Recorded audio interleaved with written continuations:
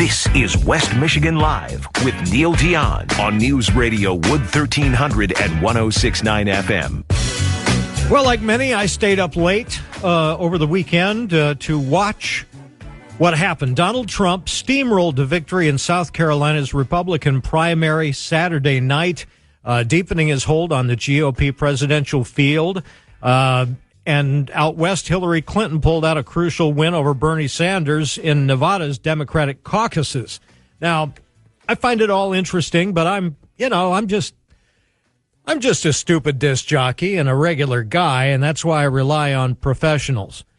And I have to tell you, I adore my wife. I'm a happily married man, but I love this woman, and she's my go-to analyst on days like this. Debbie Georgatos is a radio talk show host, frequent Fox News radio national political analyst, lawyer, political strategist, and author. Her book and her radio show are both called Ladies, Can We Talk?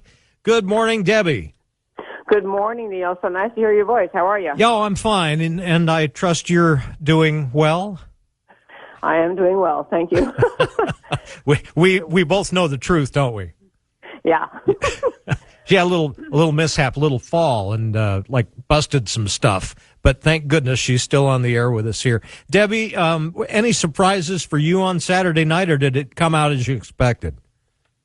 I think that everyone could see Donald Trump was going to win it. I really think the race is coming more and more down. I know many people have been saying this to probably three people, Donald Trump and Senator Rubio and Senator Cruz. I will say one of the surprises to me was that Senator Rubio, who had the backing of a very popular governor, Nikki Haley, the very popular first black senator from South Carolina, Tim Scott, and the very popular and generally perceived to be conservative Trey Gowdy, all three of those luminaries in the South Carolina Republican Party came out, endorsed Senator Rubio, really worked hard campaigning for him, and he could barely eke out a second-place victory. And the reason I think that's so important is I think the GOP primary voting base simply does not want an establishment candidate. And Donald Trump he's in a world of his own in terms of being a populist. He's not conservative. He's just a populist. He's a big personality. But when the voters look at Rubio and think of another establishment person, they just couldn't get excited. And I think it's a very bad signal for Senator Rubio's campaign. Really? In the long term? It does look like a smackdown of Washington, D.C., and that citizens are trying to let the district know that you're on notice. Exactly. That people have been using the word anger about the voting base, and that can sound childish or just kind of temper tantrumish, but I think in a very serious way, the voters and especially the GOP activist primary types, they are frustrated because they sent a Republican majority to the U.S. Senate. The whole campaign in 2014 was about please stop President Obama's agenda, and they see that the GOP in Washington simply won't do that. They just won't stand up. So I think the voters, they're engaged with Trump because he is speaking harshly, or maybe in a positive way, he's speaking in a strong, aggressive manner. But I think that Ted Cruz is actually the one real conservative left in the race. And so, and all the polling will show that if it were just Trump and Cruz would beat Trump in these primaries. If it were just Senator Rubio and Trump, so Senator Rubio would win. So it's a real tough tussle right now because Senator Rubio and Senator Cruz, one of those two could get out and probably prevent Donald Trump from getting the nomination. I don't know if that's going to happen. Let me ask you this about the Bush decision to suspend the campaign. Do you think in his heart that he withdrew because he really realized he didn't have a path? Do you think he withdrew because obviously finishing last or next to last meant the money was going to dry up? Or do you think he fell on the sword for the party because until the field is whittled down somewhat, Trump's going to keep running? That is a fabulous question. I do think behind the scenes in both parties, the top echelon is trying to send signals or even directly talking to the candidates. Whether Jeb Bush would fall on his sword for the party, I don't think so. I think that he does love this country. He's a good and noble man. He just hasn't ever gotten traction in this entire primary season. And I think, easier to get out now than to continue to suffer humiliating losses. I do think ultimately a lot of the Jeb Bush people, his supporters are not going to all glom to one candidate. They're going to disperse, but I think a lot of them will go to Senator Rubio.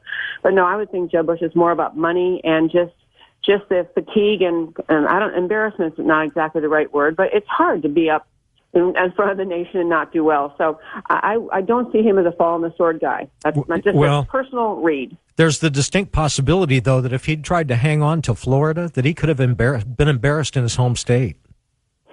Yes, and that would be even worse. Because yes, absolutely true.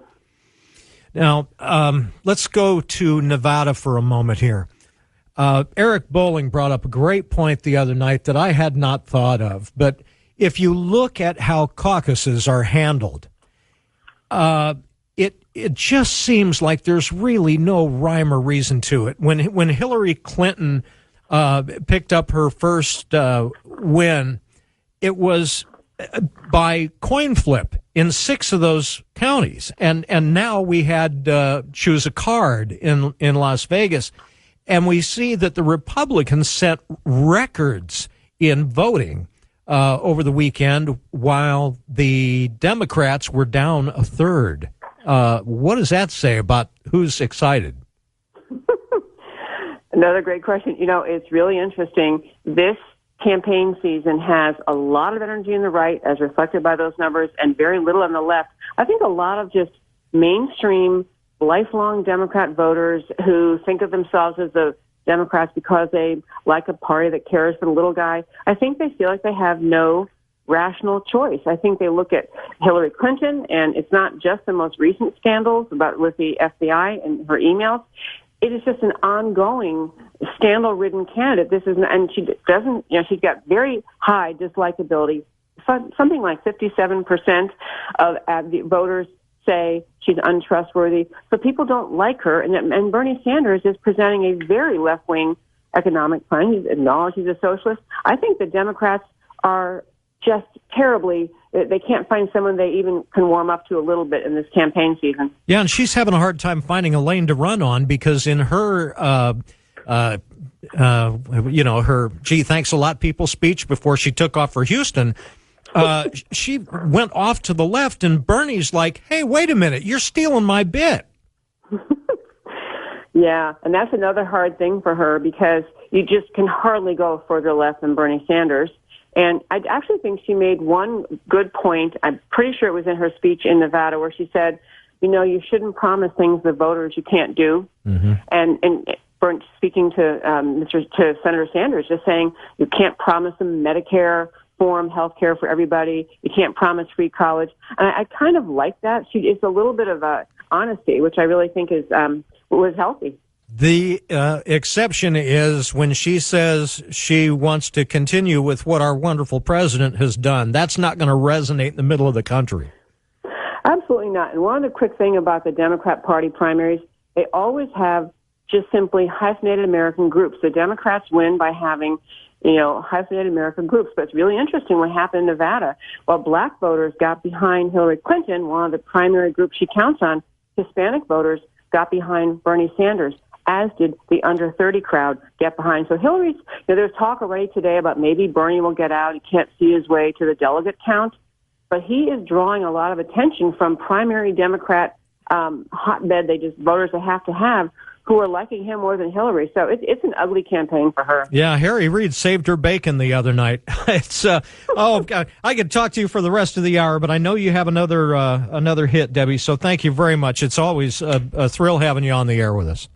Neil, great talking with you. You too, dear. Thank you. That's Debbie Georgatos, political strategist, author, and speaker. Her website and book, ladiescanwetalk.org, on the web. Check her out. She's really something.